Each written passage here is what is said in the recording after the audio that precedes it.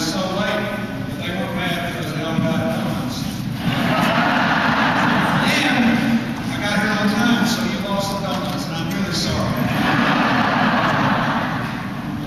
I'm so glad to be here. I want to thank Hillary County coordinators who are here, Representative Paul Bell, Stephen Judith David, and our local field organizer, Dan Clerk. And I want to thank Mr. Bill Sack, the former First Lady, who's been so wonderful today.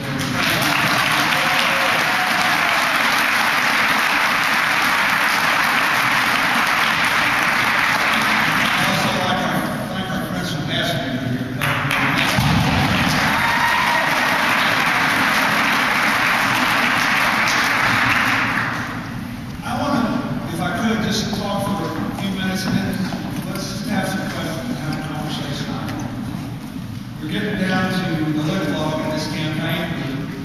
We're less than a month away. And my main job always here is to ask you to sign one of these commitment cards, which I'm supposed to have in my folder and can't find.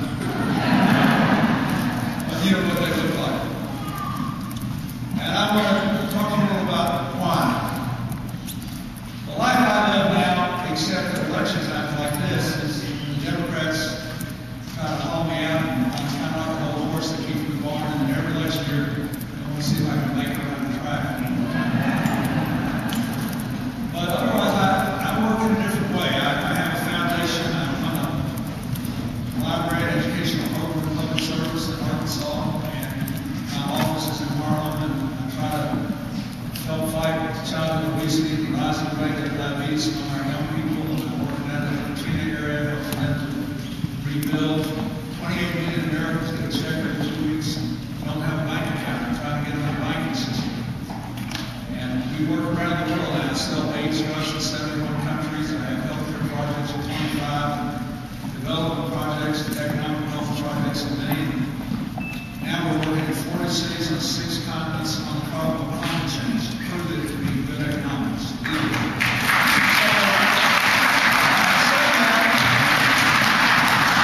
First of all, I'm sort of out of practice, but also to say that I'm here today not just as someone who had the honor to be your president, but as someone who sees the world as it is today, and in some ways more fully. For example, I raise money for the richest Americans to do my work at home and around the world, but my office is in Harlem. I go to Arkansas once a month, and I see how this economy, the healthcare challenges, and other things are affecting all kinds of people. So, the most important thing I can say to you is, based on what I know about the presidency, about the successes we had, about the challenges we face today, I would be here campaigning for Hillary if we were not here. Because I think it is imperative that the American people have a clear-headed idea of making a new beginning for America and then picking the best president to lead that new beginning.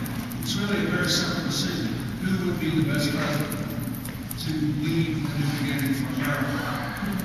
We have to do 3 things. We've got to, first of all, rebuild the middle class dream in this country.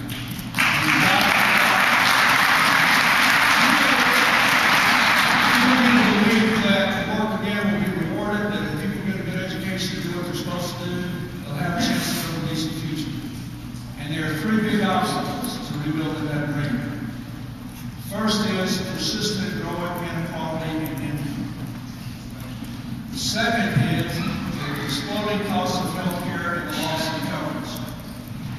And the third is the exploding cost of education and the unequal availability of it. It is important to address those 3 things. The second big challenge we face is restoring America's leadership in the world. Not only ending the war in Iraq, but dealing with all these other security challenges we face in a way that sends a very different signal. For the last 7 years, whether it was on Iraq, or climate change, or international law, or non-proliferation of nuclear weapons, the world has gotten the message from America. We're going to do whatever we want, whenever we can, and we'll cooperate with you when there's no other alternative. When there's a security crisis, the world has gotten the message from America. We'll take military action to fix this if we can, and if We've got to flip those. We've got to say to the world, we know there's very few problems we can solve on our own. We're going to cooperate whenever we can and act alone when we have to. We're going to have diplomacy whenever we can, and military force will always, always be a last resort.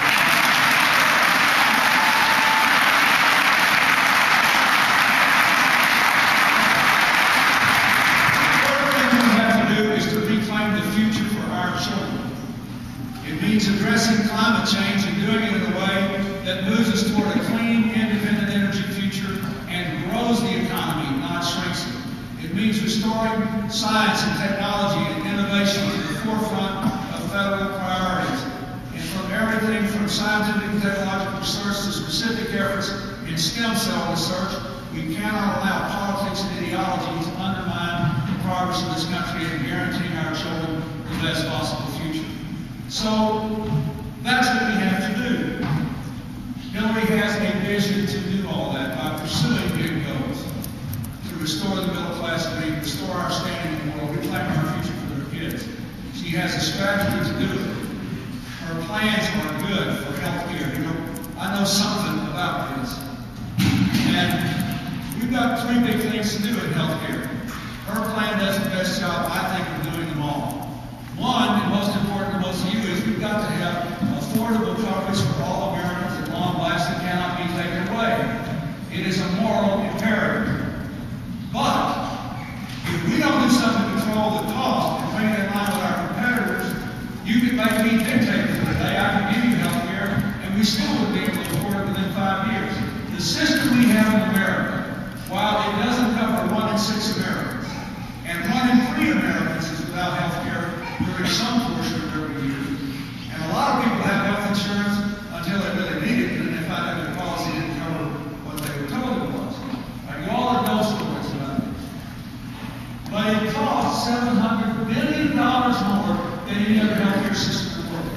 That is, if you went to Germany and just took their healthcare system and plopped it down here, it would cover everybody for $700 billion less, or anyone else's.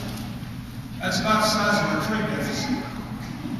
So we have to bring our cost in line. Unfortunately, one of the things that I like about Hillary's service in the Senate is that she's a member of the Senate Manufacturing Conference. She believes we have to make things in America. It can't be a completely service economy. It's important to produce things and make things. But it is very difficult to maintain manufacturing jobs if you have to pay so much more on health care for every employee than our competitors do. We can fill the American market and export because we're highly productive, even with higher wages. But not if we have this spot, not a poor country, Japan, in the automobile business. We're spotting them $1,000 a car in health care costs. So we've got to do that. And the third thing we've got to do is to do a better job of keeping Americans well. Now, we're great at treating really sick people. I'm exhibit A of that. If we weren't good at that, somebody else would be here to speak to me because of my heart problems. We're great at that. But we're not very good at staying well. And there are two big problems with that on each end of the age scale. The first is our children. There are alarming rises in child obesity and diabetes among children that you're not born with. You can't heard of for kids that have it. We've got to do something about that. That's a big part of what I do now in my current. And the second thing is, when the baby boomers retire, they will enter the only category where America ranks #1 in health care. You know what it is? If you get to be 65 in America, you're in the oldest senior population on earth. It is, as nearly as I can tell, the only category where we're still #1 in health care. But if the baby boomers use health care services in the same way and at the same volume that our parents did, we're going to impose an enormous burden on our children and their ability to raise our grandchildren. We have to do a better job of staying well. But the whole way we pay for health care, the whole way we emphasize it, works against it.